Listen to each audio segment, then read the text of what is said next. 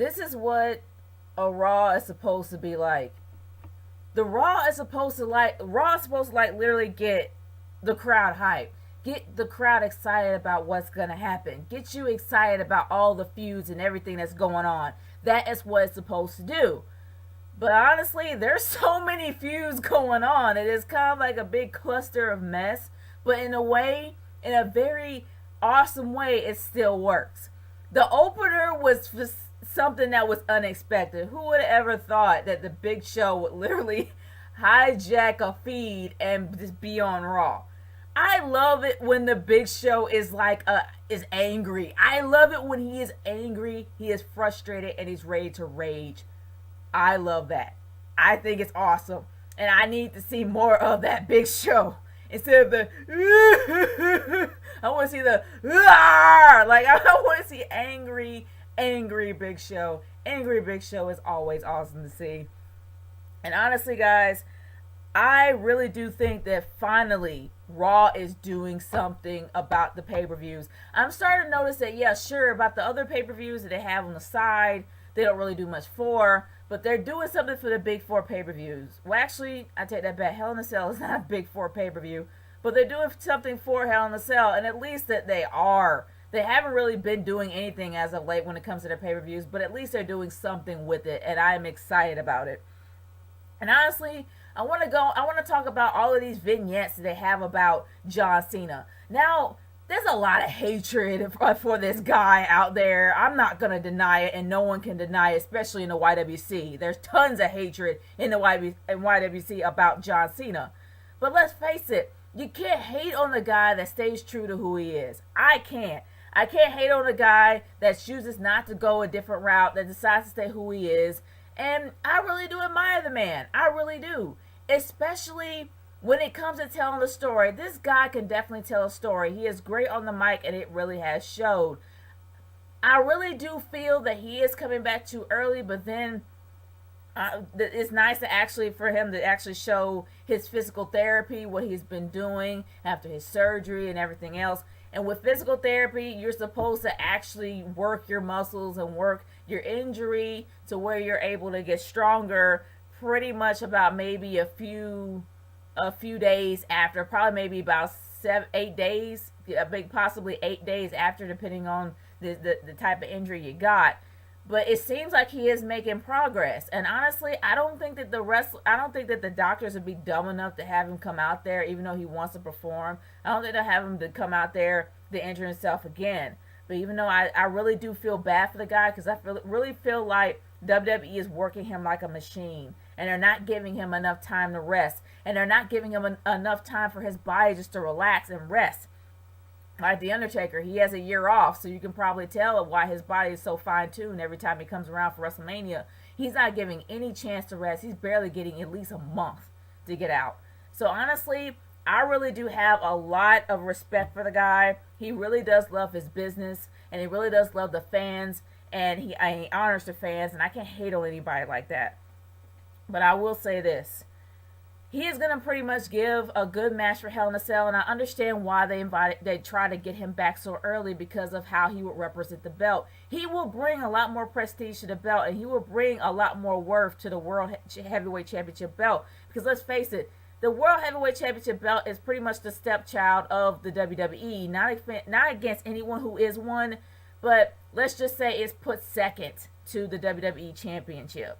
And I really do feel that he will bring some prestige back to the belt if he does become champion. So I'm kind of looking forward to him becoming one, because I really don't like Alberto Del Rio being champ at all. He's doing nothing for that belt. He's doing it at a great disservice.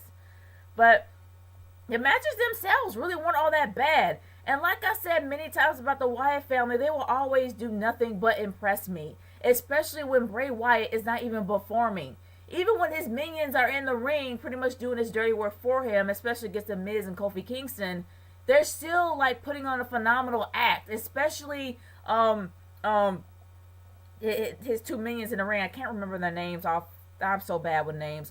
And they Rowan and Harper. That's it. Rowan and Harper. Like, honestly, those guys, they really do play good minions. They really, and especially the one that goes I'm not gonna lie, it's kind of creepy, but He really does play his character. Like, he goes all out for his character. And Bray Wyatt, even though Bray Wyatt is injured, the guy still has a persona that you have to respect and be scared of at the same time. And I really do love everything about the Wyatt family. And I really do hope that he gets well enough for him to actually be in Hell in the Cell. He's supposed to be in Hell in the Cell, but I'm hoping that he'll heal by then. I'm really hoping that he will. And it's also interesting to see that Biggie Langston actually got an IC championship title shot just by saying, I want a match against you. And they end up getting a match. That's I guess that's pretty cool, but I'm hoping that Biggie Langston will get something because the guy hasn't had a championship since he left at NXT. At least as far as I know.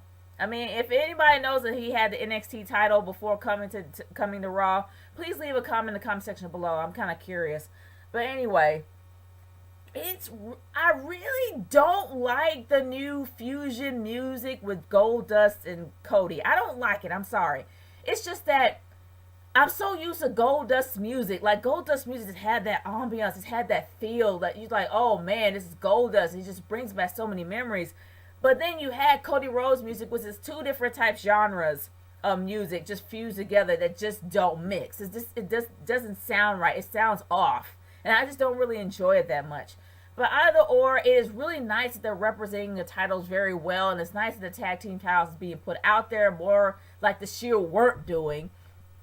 And I wouldn't be surprised if they have like maybe a tornado tag or a tag team turmoil match. Or either or a triple threat match. Who knows? They'll probably have some kind of a tag team match with all three guys involved. The Usos, the Usos as well as Cody and Goldie, and also the Shield. I wouldn't be surprised if they put all three of them in a Hell in a Cell match or something like that. I wouldn't be surprised at all.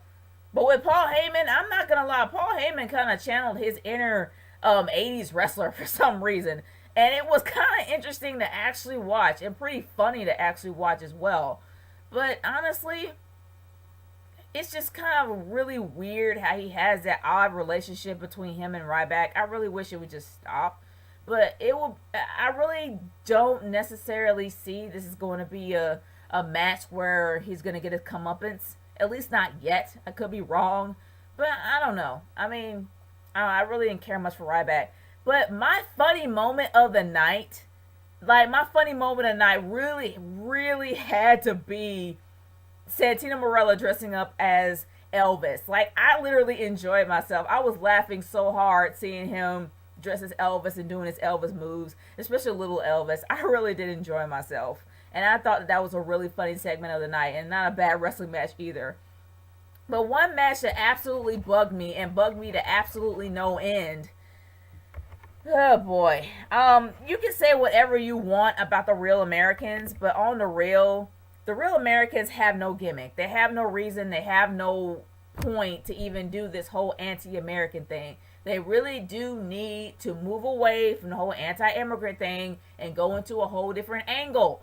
But unfortunately, they're still sticking with it, and it just looks dumb. I'm sorry. I'm going to always say that. I'm going to forever say that. It looks dumb because they have a Swiss on their team. You can't be anti-immigrant if you have an immigrant on your squad. I don't care if he got a green card. They don't count, okay? It doesn't count. He's still an immigrant from Switzerland.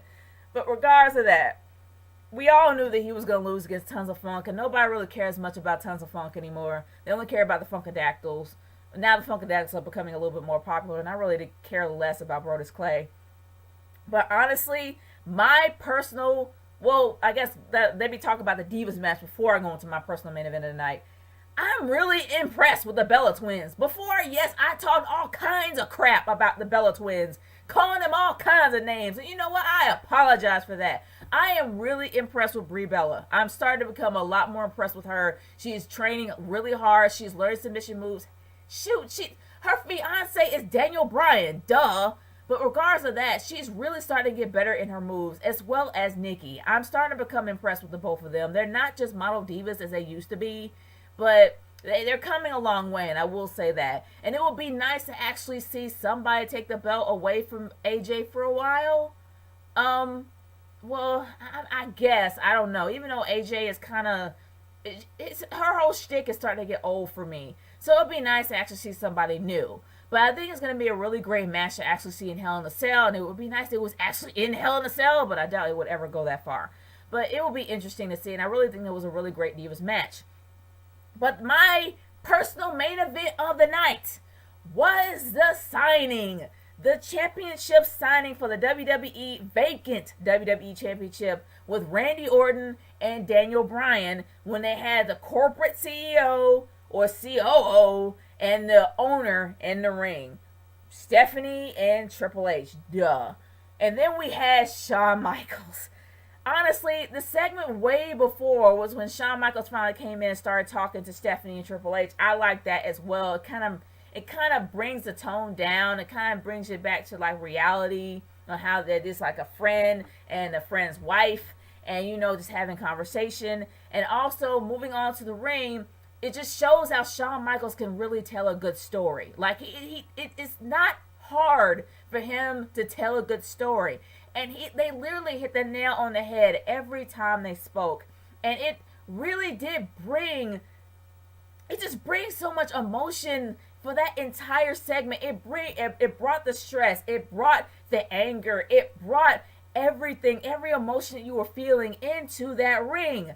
But there was one person that really didn't belong there, and that was Randy Orton. Randy Orton just really does not know how to express emotion at all. He tries, but he can't. I'm sorry. He's great at being angry, but he's bad at expressing emotion. And unfortunately, he kind of ruined the kind of segment for me emotionally.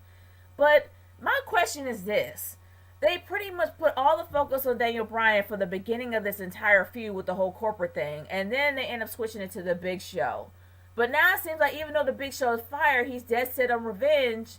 But the thing is, I don't know. Like, what are they gonna do with it? Like, what are they gonna do with him later on down the line? It is nice to actually see the Big Show angry. I'm not gonna lie. But the fact that he came in the big rig to interrupt the signing was kind of like extreme. And it really had no purpose for me. Like, I'm like, why are you coming in there with a big rig? Don't you think you want to plan this for the pay-per-view? But either or, it was still entertaining to see him coming in a big rig and know that there's nothing they could do to stop him. But either or, guys, my overall thoughts of Raw is that this is a pretty good Raw. They finally have done something with Hell in a Cell. This was quite entertaining to watch.